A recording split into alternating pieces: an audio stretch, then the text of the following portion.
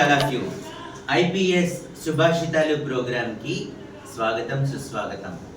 ఈరోజు మనం చెప్పుకోబోయే పద్యం ఏమిటి అంటే, మీరే వినండి, మా పిల్లలు వినిపిస్తారు.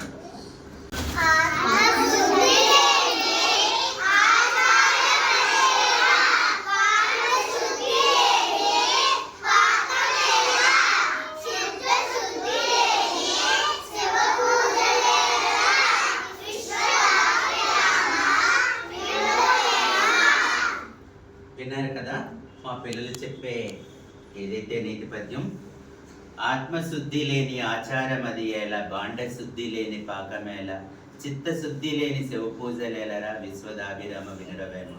ఏదైతే మనస్సు నిర్మలంగా ఉంచుకోకుండా మనం మనసు చికాకు పరుచుకొని ఏదైతే మనం మాలలు వేసినా ఏదైనా పూజలు చేసినా మనం తృప్తిగా పూజ చేయగలగాలి. మనసుతో, మంచి మనసుతో పూజ చేయగలగాలి.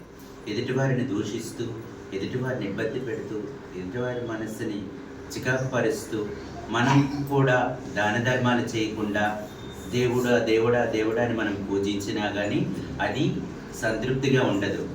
కాబట్టి ఆత్మని శుద్ధిగా ఉంచుకొని మనం పూజ చేయగలగాలి. కానీ అటే ఏమీ కాకుండా మనం ఈశ్వరుడికి రోజు పూజలు చేసినా కానీ ఈశ్వరుడు దాన్ని స్వీకరించడు. నిష్కల్మషంగా మంచి మనసుతో మనసు శుద్ధిగా చేసుకొని మనం పూజ చేయగలిగితే అది పరమేశ్వరికి చెందుతుంది.